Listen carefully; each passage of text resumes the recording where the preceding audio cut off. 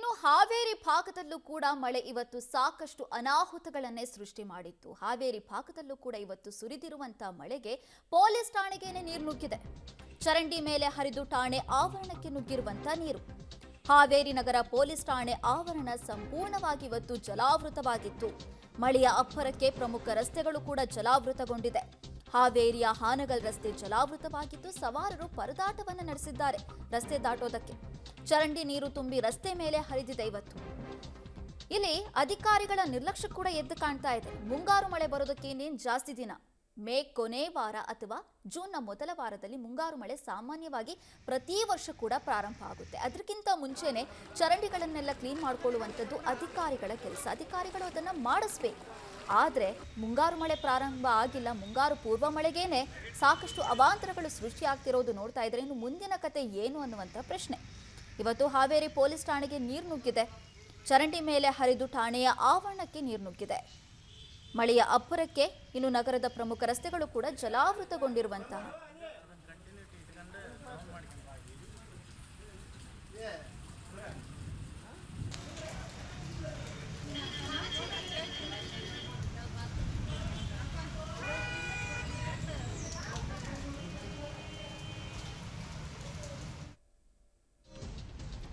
ಇನ್ನು ಬಿರುಗಾಳಿ ಸಹಿತ ಮಳೆಗೆ ಬ್ಯಾಡಗಿ ಮಾರುಕಟ್ಟೆ ತತ್ತರಿಸಿ ಹೋಗಿದೆ.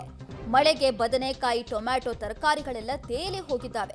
ನೀರಿನಲ್ಲಿ ಜಲಾವೃತಗೊಂಡಿದೆ ಬ್ಯಾಡಗಿ ತರಕಾರಿ ಮಾರುಕಟ್ಟೆ. ಬಿರುಗಾಳಿ ಮಳೆಗೆ ಮರ ಹಾಗೂ ವಿದ್ಯುತ್ ಕಂಬಗಳು ಕೂಡ ಉರುಳಿ ಬಿದ್ದಿವೆ. ಬ್ಯಾಡಗಿಯಿಂದ ರಟ್ಟಿಹಳ್ಳಿಗೆ ಹೋಗುವ ರಸ್ತೆಯಲ್ಲಿ ಮರ ಬಿದ್ದು ರಸ್ತೆ ಬಂದ್ ಆಗಿದೆ. ಹಾವೇರಿಯಲ್ಲಿರುವಂತಹ ಬ್ಯಾಡಗಿಯಲ್ಲೂ ಕೂಡ ಇವತ್ತು ಸಾಕಷ್ಟು ಅವಾಂತರಗಳು ಸೃಷ್ಟಿಯಾಗಿದೆ. ತರಕಾರಿ ಮಾರುಕಟ್ಟೆಯಲ್ಲಿದ್ದಂಥ ತರಕಾರಿಗಳೆಲ್ಲ ನೀರಿಗೆ ಕೊಚ್ಕೊಂಡು ಹೋಗಿದೆ. ಬದನೆಕಾಯಿ, ಟೊಮ್ಯಾಟೊ ನಾವು ದೃಶ್ಯದಲ್ಲಿ ಕೂಡ ಗಮನಿಸ್ತಾ ಇದ್ದೀವಿ. ಇದು ಬ್ಯಾಡಗಿ ಮಾರುಕಟ್ಟೆ. ಆ ಬ್ಯಾಡಗಿ ಮಾರುಕಟ್ಟೆಯಲ್ಲಿ ಪ್ರತಿನಿತ್ಯ ಸಾಕಷ್ಟು ಜನ ಗ್ರಾಹಕರು ಬರ್ತಾರೆ ತರಕಾರಿಯನ್ನು ಖರೀದಿ ಮಾಡೋದಕ್ಕೆ. ವ್ಯಾಪಾರ ಕೂಡ ಜೋರಾಗಿ ನಡೆಯುತ್ತೆ. ಆದರೆ ಇವತ್ತು ಸುರಿದಿರುವಂಥ ಮಳೆಗೆ ಅಲ್ಲಿ ಅಕ್ಷರಶಃ ನರಕವೇ ನಿರ್ಮಾಣವಾಗಿದೆ.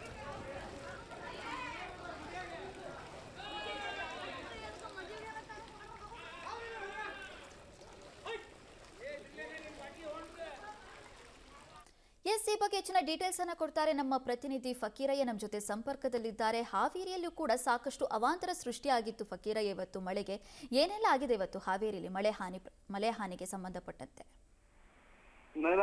ಏನು ಬಿರುಗಾಳಿ ಸಹಿತ ಮಳೆಗೆ ಅಕ್ಷರಶಃ ಹಾವೇರಿ ಜಿಲ್ಲೆಯ ಜನರು ಕೂಡ ತತ್ತರಿಸಿ ಹೋಗಿರುವಂತದ್ದು. ಅದರಲ್ಲೂ ಕೂಡ ಸಂಜೆ ಸಂಪೂರ್ಣವಾಗಿ ಬಿರುಗಾಳಿ ಸಮೇತ ಮಳೆಗೆ ಬ್ಯಾಡಗಿ ಮಾರುಕಟ್ಟೆ ಅಂದ್ರೆ ಶನಿವಾರಕ್ಕೊಮ್ಮೆ ಪ್ರತಿ ವಾರ ಕೂಡ ಸಂತೆ ಆಗುತ್ತೆ. ಆ ಮಾರ್ಕೆಟ್ ನಲ್ಲಿ ಭರ್ಜರಿ ಮಳೆಗೆ ಸಂಪೂರ್ಣವಾಗಿ ತರಕಾರಿ ಸೇರಿದಂತೆ ವಿವಿಧ ತರಕಾರಿಗಳು ಸಂಪೂರ್ಣವಾಗಿ ನೀರಿನಲ್ಲಿ ಜಲಾವೃತಗೊಂಡಿದ್ರು. ಜನರು ಕೂಡ ಪರದಾಡುವಂತಹ ಪರಿಸ್ಥಿತಿ ನಿರ್ಮಾಣ ಆಗಿತ್ತು.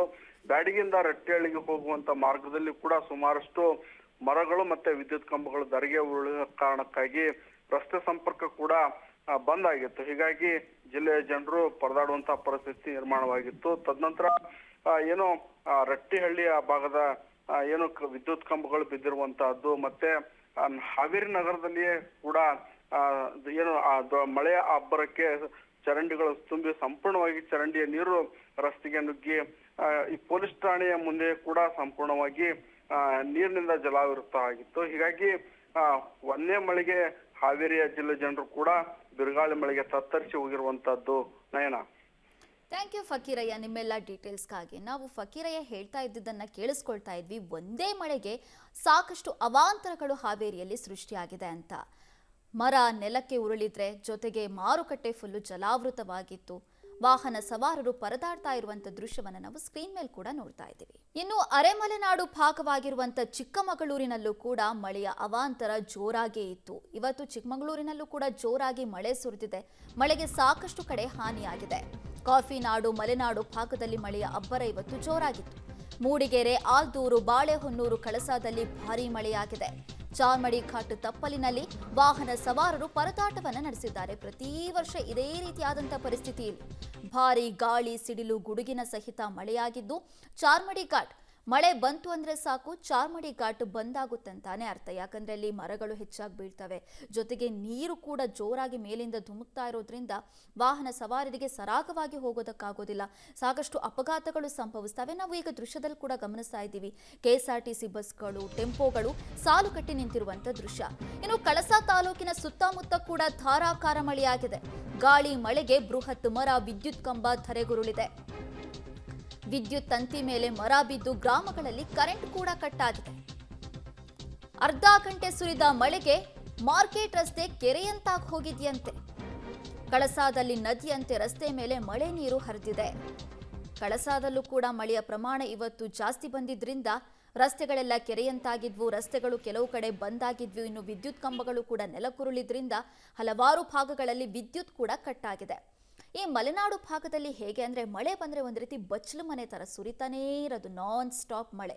ಈಗ ಮುಂಗಾರು ಮಳೆ ಪ್ರಾರಂಭ ಆಗಿಲ್ಲ, ಮುಂಗಾರು ಪೂರ್ವ ಮಳೆಗೇನೆ ಈ ರೀತಿಯಾದಂಥ ಅವಘಡಗಳು ಸೃಷ್ಟಿಯಾಗ್ತಾ ಇದೆ. ಇವತ್ತು ಕರೆಂಟ್ ಕಟ್ ಆಗಿದೆ ಅಂದರೆ ಇನ್ನು ಯಾವಾಗ ಬರುತ್ತೆ ಅಂತ ಗೊತ್ತಾಗಲ್ಲ. 2 ದಿನ ಆದರೂ ಆಗ್ಬೋದು, 3 ದಿನ ಆದರೂ ಆಗ್ಬೋದು. ಒಟ್ಟಿನಲ್ಲಿ ಮಲೆನಾಡು, ಅರೆಮಲೆನಾಡು ಭಾಗದ ಜನರ ಪರಿಸ್ಥಿತಿ ಇದು.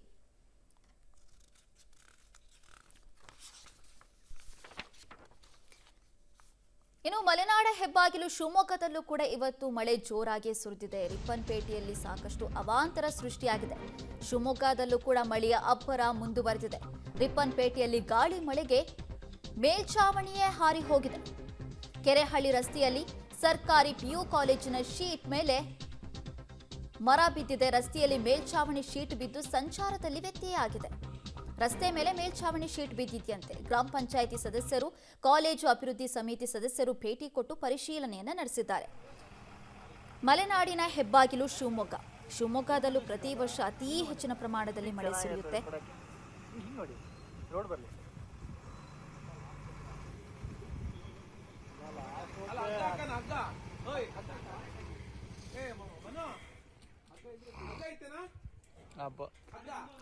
ನಾವು ಸ್ಕ್ರೀನ್ ಮೇಲೆ ನೋಡ್ತಾ ಇರುವಂತಹ ದೃಶ್ಯ ರಿಪ್ಪನ್ಪೇಟೆ ದೃಶ್ಯ. ರಿಪ್ಪನ್ಪೇಟೆಯಲ್ಲಿರುವಂತಹ ಕೆರೆಹಳ್ಳಿ ರಸ್ತೆಯಲ್ಲಿ ಸರ್ಕಾರಿ PU ಕಾಲೇಜಿನ ಶೀಟ್ ಒಂದು ರಸ್ತೆ ಮೇಲೆ ಬಿದ್ದಿದೆ.